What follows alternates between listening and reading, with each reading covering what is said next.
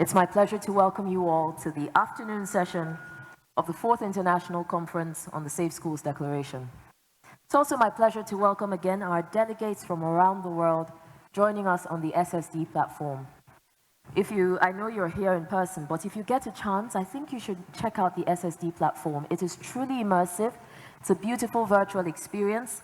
And it's good to remember that you can join the conversation simply by clicking the conversation tab on your screen to chat with other attendees, join conversations, and share your thoughts on social media. This morning, we listened to goodwill messages from around the world. We also listened to a keynote welcome by the President of Nigeria, President Muhammadu Buhari. We have a couple of panels this afternoon that will get into this conversation really about transitioning from endorsing the Safe Schools Declaration to implementation.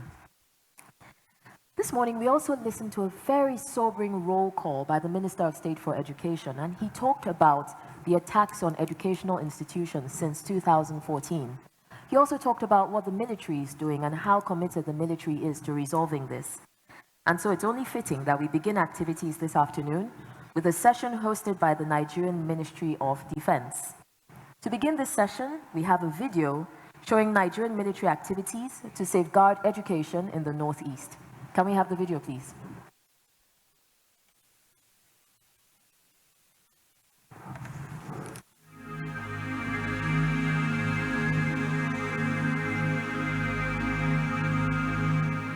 The Lake Chad, the world's largest encircled body of water, has from time beyond memory been a docile gift of nature, providence and benevolence unto those who had made its serene environment their habitat. Then, on a day that will forever go down in infamy, it had begun. Suddenly it had begun, and the African child has seen strife beyond comprehension.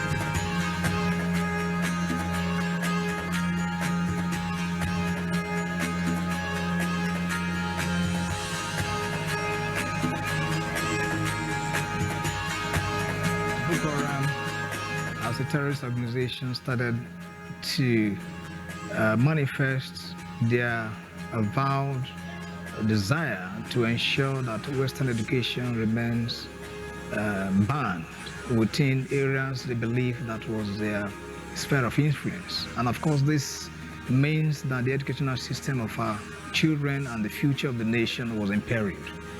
And when we discovered that, we had to do everything possible, of course, rising from Mr. President's mandate, to ensure that we take out our threats and ensure that the children return to school. If not for the operations that we conducted that has now provided the ambience for the children to return to school, then of course their ideology and their desire to have these children out of school would have been successful. This is something I believe that going forward will sustain, and that's the reason I should also thank other agencies that have been involved in this adventure by way of the Ministry of Humanitarian Affairs, who have also, have played a very pivotal role in this sense. Equally, the Northeast Development Commission have also done well, and I think the wisdom and courage of the government to establish that commission, it's something that needs to be stated that is worthwhile. So I believe that going forward, together we will build a stronger environment that will enable our children to, meet their aspirations of having, good education in a secure land. Muna murna ga wannan zamani da muka zo muka gani a rayuwa mu ba musamman za mu gansa ba. Saboda yau yaran mu suna fita har suna zuwa makaranta, kuma dama ne ya same mu na. Dole ne mu iyaye mu tashi mu tura yaran mu makaranta. A ne yanda Borno ya samu lafiya din nan. Security a cikin kashi 100 sun ba da goyon baya sama da kashi 100 ma Borno ana zuwa makaranta, yara iyaye su yi kokari su sa yaransu a makaranta don su je. Ka duk wani mai uba, duk wani yaro da yake kan kwalta da mutanen da suna community su ba security haɗin kai a cire yara da suke lungu a kai su makaranta saboda mu samu sauki fiye da da. Dan yanzu muna tsakiyar sauki fiye da da, muna cikin sauki sosai. Security ba abin da zamu ce a security na jihar Borno, sai dai mu ce Allah ya saka musu da alheri. Ba abin da zamu ce dan sun hada kai da gwamnati na jihar Borno. I must say that, of course, other agencies, both local and international, have played very critical part. The Gordon Brown Foundation and, of course, the UN agencies have been very pivotal among several other local and international NGOs who have provided resources in one way or the other. And I think that that speaks to the collective approach to problem solving. So collectivism as an approach to problem solving is something that remains very valid and which should be sustained in its manifestation.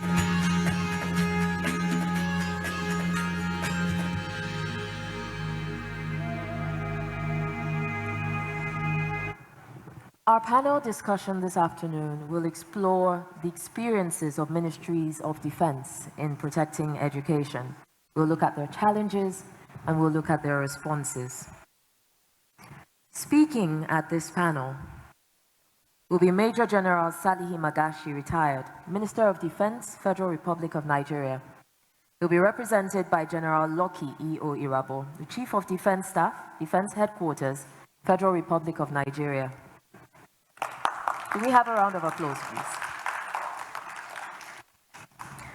We'd also like to welcome His Excellency Ambassador Bankole Adeoye, AU Commissioner for Political Affairs, Peace and Security, African Union Peace and Security Council. He will be represented here by Zinurain Al-Ghali, AU Political Affairs, Peace and Security, Chief of Policy Development Unit. Can we have a round of applause for him too? Joining us virtually is Colonel Volodymyr Liamzin, Deputy Chief of the CIMIC Directorate of the General Staff of the Armed Forces of Ukraine. He's joining us virtually, so we should see him on the video on our screens pretty soon. There we go. This panel discussion will be moderated by Zama Neff, co-chair of the Global Coalition to Protect Education from Attack. So I'll keep an eye out. There's a lot of ground to cover, so I'll keep an eye out and be a timekeeper if needed. Over to you, Zama.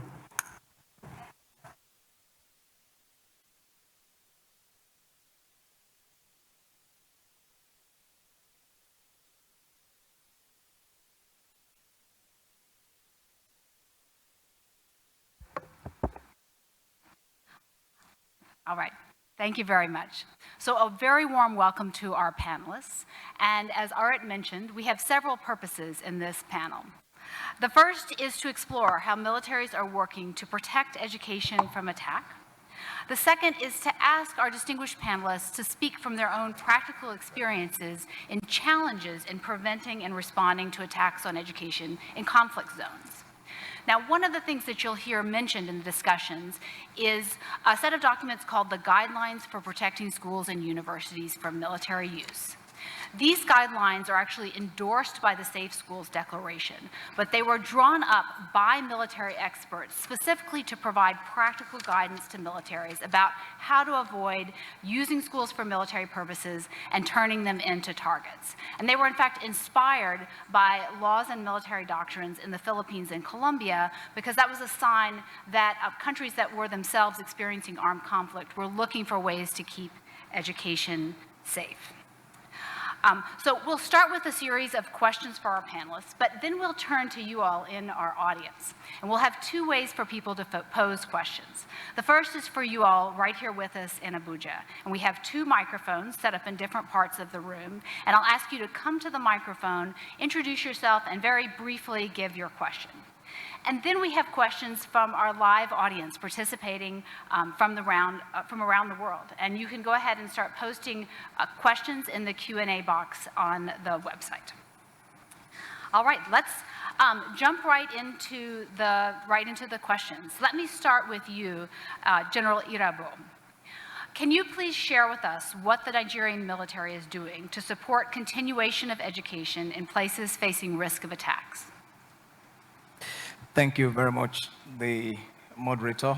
I'd like to also appreciate the audience, and especially to the organizers of this 4th Conference on Safe School Declaration holding here in Nigeria, and to say that this conference has come at a very good time in the light of the engagement of the Nigerian government and specifically the military in partnership with other in the Ministries, department and agencies and other stakeholders who have been very helpful in addressing the issues.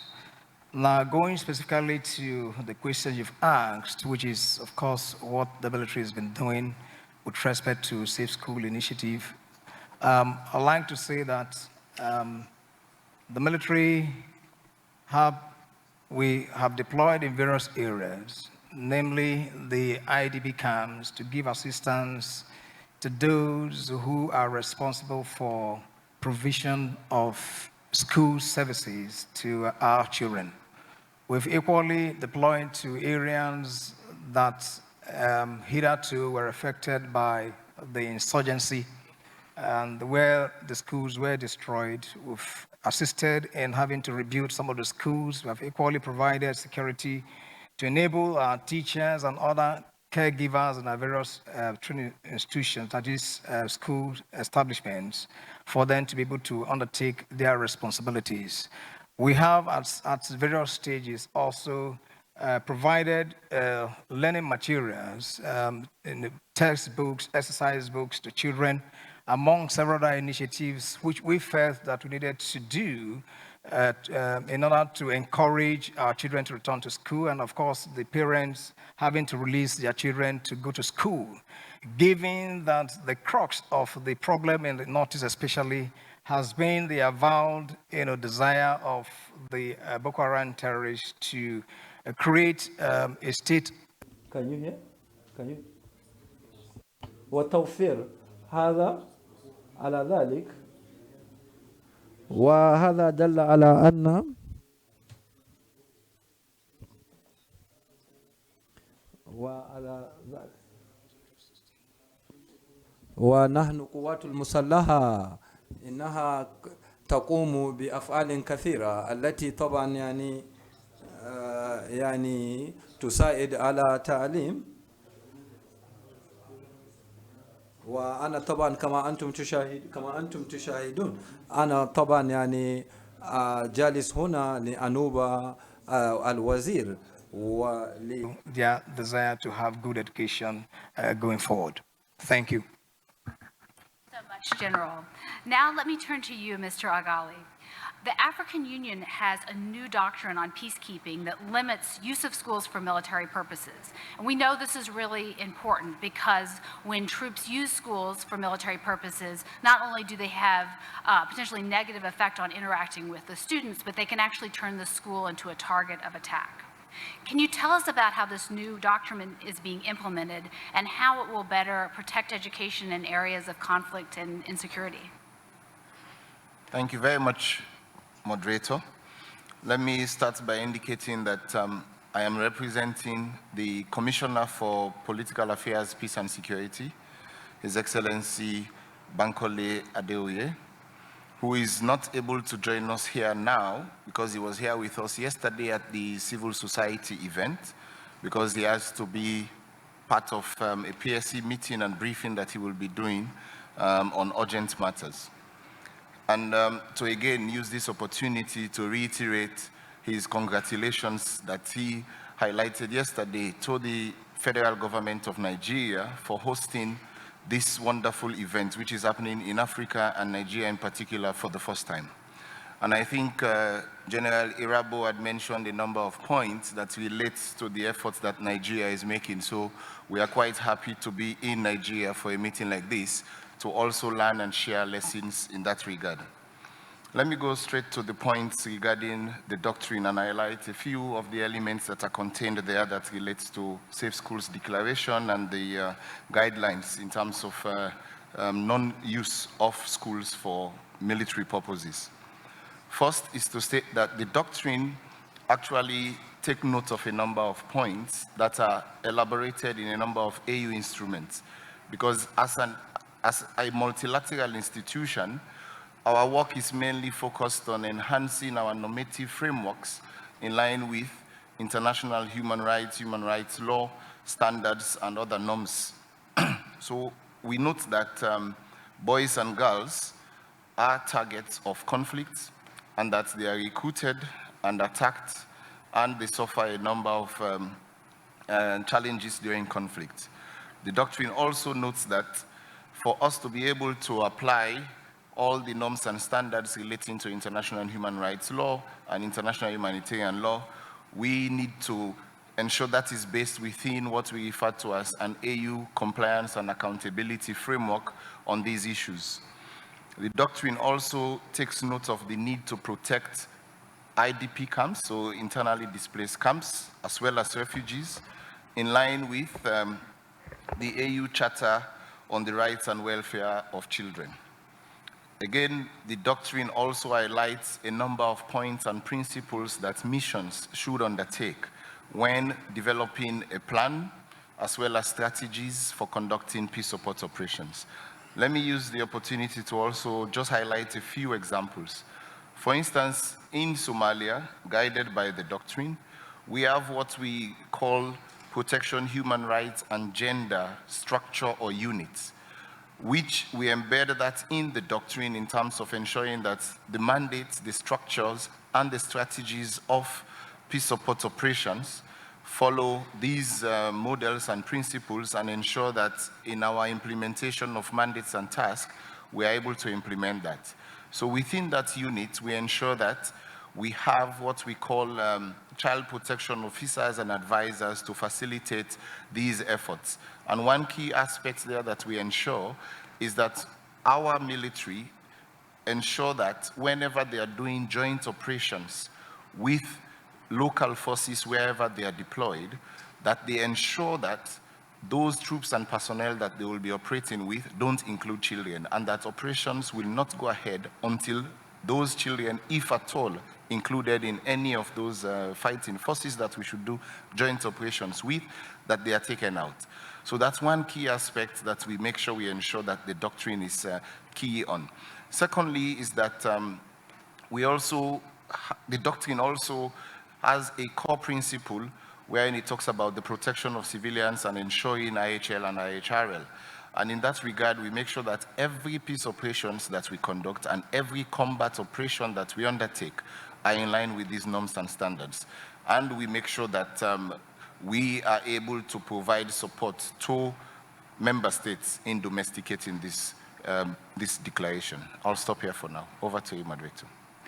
Thank you so much. And for those of you who are wondering about learning more about the African Union's new doctrine, I'll just mention that the Global Coalition has a new report out that takes a look at interesting good practice examples in law and policy on the international level and has excerpts from the African Union, but also from some 57 countries. So if there's anyone in the audience who's thinking about how it might be possible to put in more protections in their own military law and policy for schools in armed conflict, there are many good examples from countries around the world that you can draw on. Now let us turn to Ukraine, where we are so kindly joined by Colonel Liamzin. Colonel Liamzin is speaking to us by video and will kindly speak to us, and then we'll take a pause for consecutive translation. So let me ask you a question, Colonel Liamzin. And that is, how is the military supporting education in areas of conflict in Ukraine, taking into account the Safe Schools Declaration National Implementation Action Plan that was recently adopted by the government of Ukraine?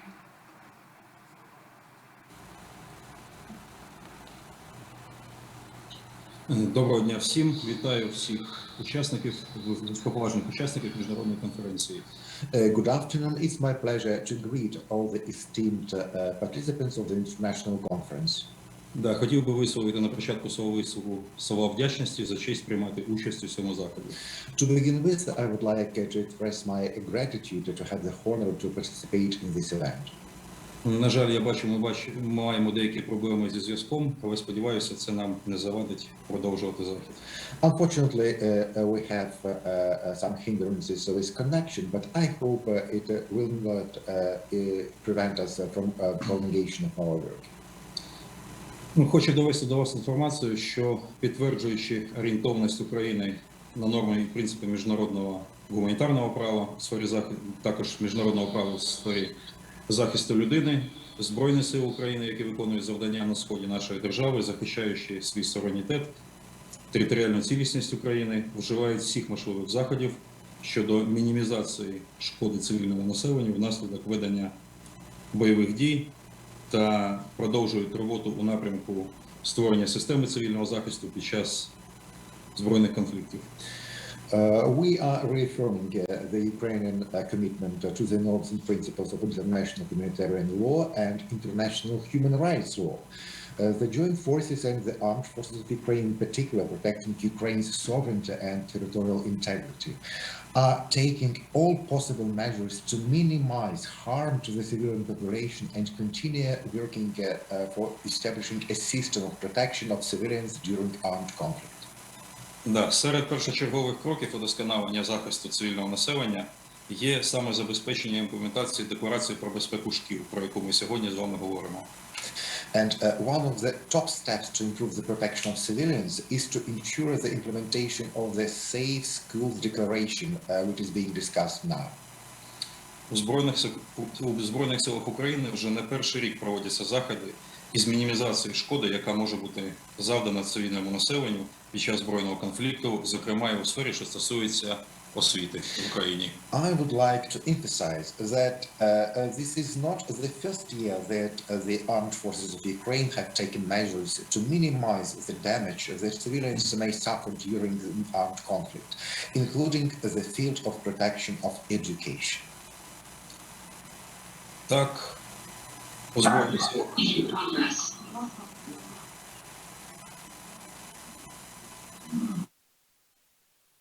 Much, Colonel. Now let me go back to you, General Irabo, with a question about what the Ministry of Defense of Nigeria is doing to implement the guidelines for protecting schools and universities from military use. Thank you. From the point of view of the Ministry of Defense Nigeria, they remain the ministry that conveys the directives regarding safe school declaration. And so all doctrinal issues that have to do with safe school declaration are conveyed to the services, the DHQ, and of course the services for implementation. Also, churning out training manuals that, attend to the safe school declaration issues that are related to it for us to be able, for those in the defense and services. For me sitting here as a CDS and standing in for the Minister of Defense, sometimes I speak as if, I'm the CDS, given that I received the directives from the Minister of Defense itself. So from the ministry also, there's collaboration with respect to education emergency working group, integration with that group, and of course conveying, the outcome of those engagements to the defense sector and services for implementation. Equally, handing over of all the schools, over 70% of all the schools that were hitherto occupied by, the military, handing them over to the various communities for them to rebuild, and of course for the government to rebuild and other intervention agencies to rebuild, and then for occupation. Perhaps I must also use this opportunity to say that for the armed forces of Nigeria, it was not an intention to occupy many of the schools that we at some point occupied in the Northeast. What led to it was that we didn't want those schools to be vandalized beyond the limit, beyond the level that we found them. So that also made us to temporarily occupy some of those schools in order to preserve the structures and also create an environment where we'll be able to ensure that there's a return to them. So the military has been able to do this by virtue of the guidance of the Ministry of Defense in this regard. So these and many others are part of the responsibilities of the Ministry of Defense with respect to Safe School Declaration initiatives. Thank you. Thank you so much. And let's start incorporating questions from our virtual audience. And I'll turn back to you, Mr. Al-Ghali. You spoke more about the African Union's new doctrine. But if military use of schools were to still occur, for example, if commanders didn't yet know about the doctrine or didn't follow it, what kinds of justice mechanisms are in place to hold the commanding officer or others to account? Thank you very much, Zama. Like you mentioned, the doctrine is quite clear in terms of the strategic overview of how to facilitate processes like this. And that's why one of the principles relates to protection of civilians and compliance and accountability to IHL and IHRL. And in the missions, what we do in terms of the structure and the mechanisms, it starts even from the level of the Commissioner's Office, where we have a child protection advisor that provides clear guidance and support to the Commissioner in making and taking strategic decisions on these issues. Secondly, we also, within the compliance and accountability framework for peace support operations, have preventive measures, response measures, as well as remedial actions that we undertake to ensure that first, as part of prevention, we facilitate training and awareness raising. As part of response mechanisms, we have what we call boards of inquiries, as well as investigation processes to be able to ascertain the allegations and then able to facilitate investigations. And then prosecutions are done also by our troop and police contributing countries, including court-martials that are done in mission as well as in country from where the troops or personnel come from. So we have a very robust mechanism in that sense. And we have, again, what we refer to as ex gratia payments and ex gratia compensation arrangements, wherein we try to address issues of victim assistance and some aspects of psychosocial support that we are trying to also enhance. So that's the way we actually facilitate and ensure accountability. Of course, that works better in our peace support operations, and then we also support operations that are not mandated by the Peace and Security Council, but authorized. But the role we play then is a support role to those missions like the Multinational Joint Task Force Against Boko Haram and other missions that have authority from the AU Peace and Security Council in ensuring that these efforts are facilitated. Thank you.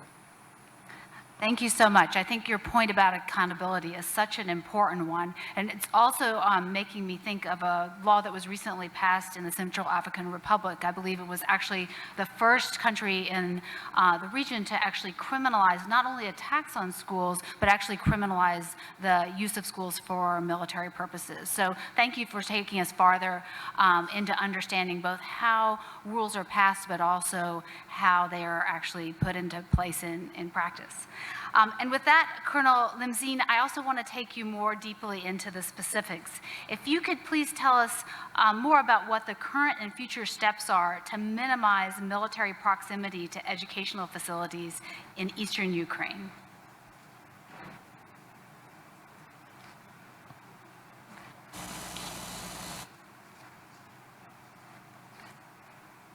All right.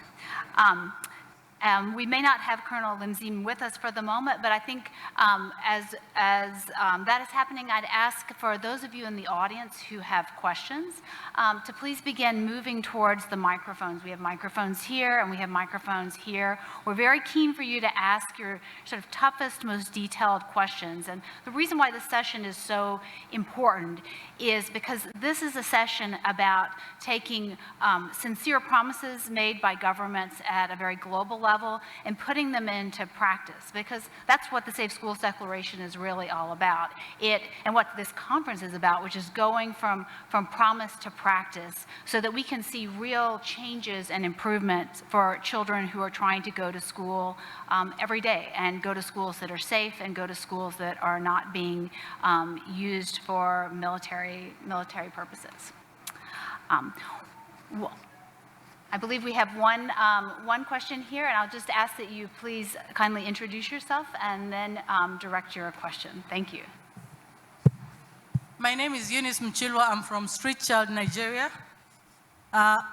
Thank you so much, all protocols observed. Thank you so much for the great presentations and the nice discussion. I just want to present one question that the assumption has been that when schools are occupied by the schools are just occupied by the military for their own purposes, but one of the very interesting discussion was temporary occupation of schools was to preserve the structures, which is really, really interesting to get that perspective. And my question is, generally when a school is occupied by the military are normally respected by the public and by the development community, how do we tell that a school has been occupied for preservation purposes vis-a-vis just a military occupation? That's one. And two, coming from the Northeast, what percentage of schools would you say have been occupied in accessible LGAs for preservation purposes? How do we know? Thank you. All right, thank you for the question. Now, how you could know that we occupied some of those schools for preservation purposes, like I said, is by you going to verify. Indeed, we have partnered with various NGOs, both local and international, besides Nigerian Ministries, department and agencies in this regard, wherein we have joined to rebuild schools. The intention, of course, is not to indicate that that's purely our responsibility, no, but to, give what our desire are regarding, having to contribute to education in Nigeria. So we felt that we needed to make that contribution as part and parcel of our strategy to strengthen government resolve to return our children to schools. And of course, the inaccessible areas that you are talking about are the places where we have even deployed teachers, where we have provided learning materials for the students themselves. The parents and community leaders in these various locations can attest to what we've done, mostly in the Northeast, of course, wherein this problem has been very prevalent in the past. But thankfully, currently, of course, a lot has been done, and thanks to different intervention agencies that have helped to achieve the results that we have currently. So for me, I'd like to reassure you that truly our occupation of those schools are more for preservation rather than having them for military use. In any case, the military man himself has been trained to live off-land, is trained to live in the bush with tent, tidges, and then with different camp materials. So he does not actually need to require such solid structures to be able to undertake his responsibilities. But of course, knowing the enormity of having to rebuild these structures, what cost that it will be to the government, we felt that as part of our effort in ensuring that we provide the ambience for the safety of lives and properties, occupying those schools will help in that regard. So this is precisely what we've done, and which I believe that I believe that some of those of us that are here as participants who represent various agencies could attest to the representations I've made in this regard. Thank you. Thank you very much. We have another question. Good afternoon, sir. Good afternoon, everybody. My name is Adeoye Damian Mary. I work with the Civil Society Action Coalition on Education for All, SAKIFA, as the program officer. Sir, General, sir, I want to direct my question to you. The Safe School Declaration has been signed since 2015, and then today and yesterday, the minister outlined or x-rayed the number of schools that have been attacked ever since. So my question, sir, is why is it that despite the declaration and the role of the military, schools are still being constantly attacked? And what is the defense ministry doing to see that this is prevented in the nearest future? Thank you. Well, thank you. Yes, the Safe School Declaration has been made, and there are commitments that have been made by not just the Ministry of Defense. There are various agencies that have made commitment in that regard, and that's why everyone arising from the theme of this conference, which is ensuring safe education for all, from commitment to practice. We, as members of the armed forces, we are only a part of the overall architecture, if you like, for the Safe School Declaration. So the armed forces, of course, is only a part of the overall defense and security agencies that are involved in providing secured environment for not just the schools, but equally for every citizen and every inhabitant of our geographical space. So that the attacks are still happening in some of the schools also, tells you that the insecurity that we find in the Northeast is not over yet. And that's why we remain strongly in terms of numbers in the Northeast currently. That's why every day the operational engagements we are involved in speaks to the fact that the insecurity is not yet over. But we believe that as we sustain what our engagements are, within, of course, a very foreseeable future, we will not have such attacks on schools.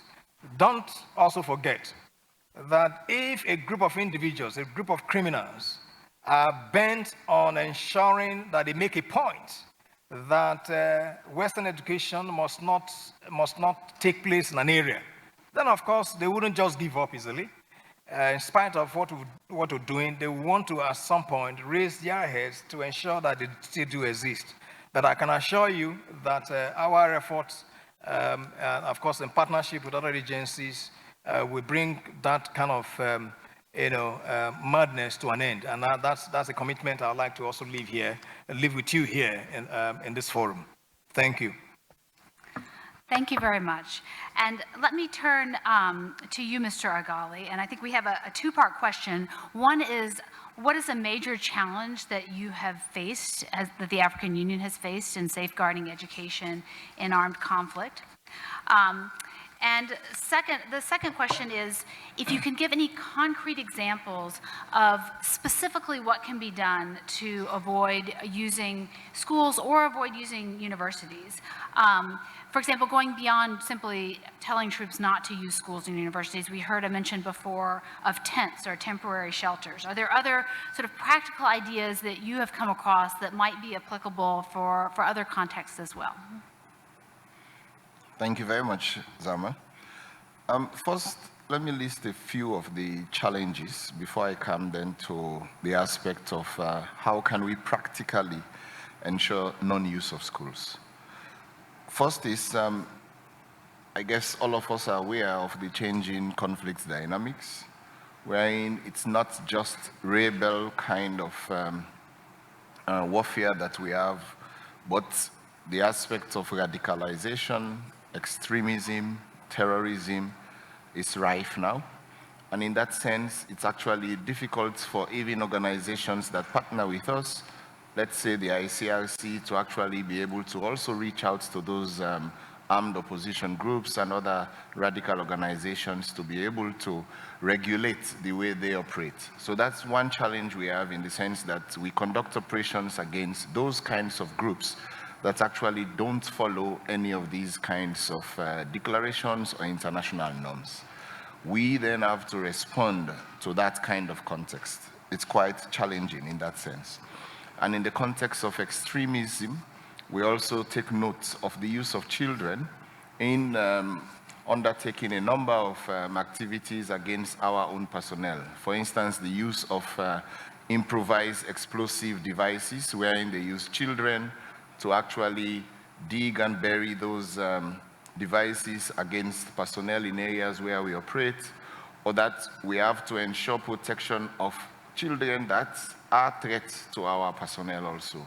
It becomes really challenging in addressing all those aspects. But in terms of our response to making sure that practically on the ground we are able to address this beyond just having these in our doctrines or in our Force Commander's Directive or in our operational plans, we also ensure that we do integrated mission planning, wherein in planning of military operations, in our peace support operations, we have advisors that includes those for human rights, women, gender issues, child protection, human rights aspects, and that they integrate those aspects into the planning of military operations. And we have in our missions, specifically AMISOM, what we refer to as Civilian Casualty Response Analysis and Response Cell, wherein we make sure that in our planning, we take note of collateral damage or avoidance of such, and again, to monitor and track any of those instances.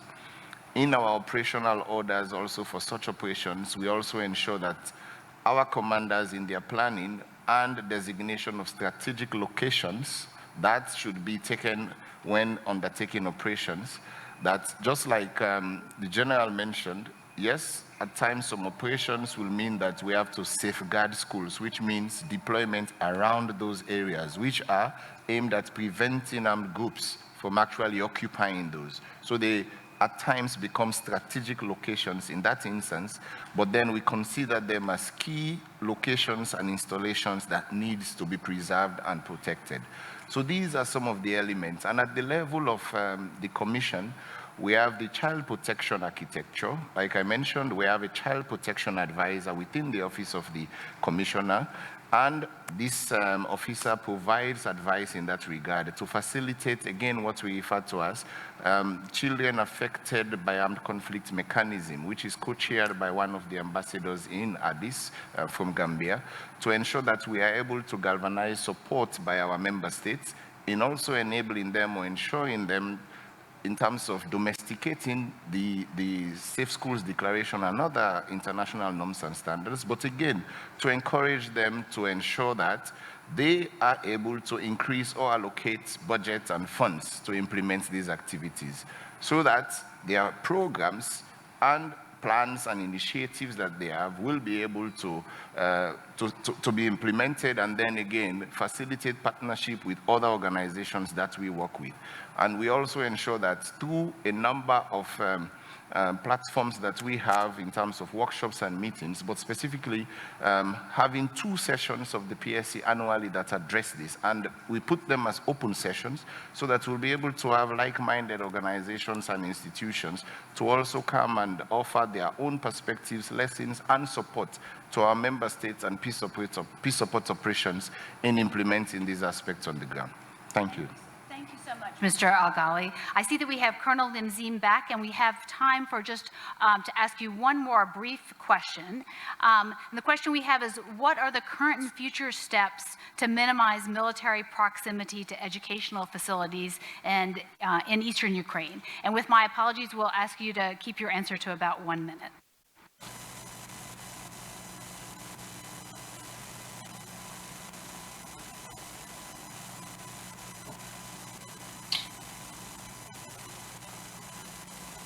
All right, maybe we may have the screen frozen again. So we've had really, I think, excellent discussion, and one of the things that I've appreciated about this Q&A is really the opportunity to go much more deeply, to go beyond the rhetorical into the concrete, which is how we're actually going to get protections for children and teachers on the ground. Because we know that militaries are able to play an important role in protecting education, not the least by ensuring that one factor that contributes to attacks and endangers children, that they avoid using schools for military purposes, and that is specified quite clearly. But as, for example, as we heard in the AU, one factor that's important is to do advanced planning, to consider where troops are going to be if they're not in schools, or have child protection advisors that can give that kind of specific advice that just won't happen spontaneously. And in fact, our research shows that having clear rules and training troops on it can really work. And I'll give you an example. Since 2015, when the Safe Schools Declaration was first launched, by which states also endorsed the guidelines, over a dozen countries have revised their laws or military guidance to reflect their commitments. Moreover, of countries that were early endorsers of the Safe Schools Declaration in the first 2 years, we found that overall the number of instances of military uses of schools went down by half. And that is certainly informed by putting into effect clear laws and policies like we've heard described today. And I think we should just take a moment to reflect on the fact in this relatively short period of time, by very specific actions taken by militaries to give clear directions to their troops, we have so many young people who will no longer face soldiers or guns in their classroom, or who don't have to risk, as we heard, contact with troops that can result in child recruitment or sexual violence, or worse, being killed by retaliatory fire. These are the examples of how really sort of getting deeply into the Declaration makes change possible. I'll conclude by saying that, of course, militaries have an important role in sharing their experience with their colleagues in other countries, including with regional bodies. And perhaps this is something that we will enjoy at the 5th Safe Schools Conference. We'll have the opportunity to hear from countries that have learned from these speakers and learned about new opportunities to protect schools from military use. And we will have really built up the kind of good practice, the community of good global practice that the Safe Schools Declaration aims to achieve. With that, I'll conclude our panel, and I'll thank our speakers so much for your generous participation and for sharing your expertise and experiences with us. Thank you so much, General Irabo, speaking on behalf, representing the Minister of Defense, Federal Republic of Nigeria. Thank you so much. Zinurain Al-Ghali, representing the AU Commissioner for Political Affairs. Thank you so much, Colonel Volodymyr Liamzin. Unfortunately, we couldn't hear as much of him as we would like to.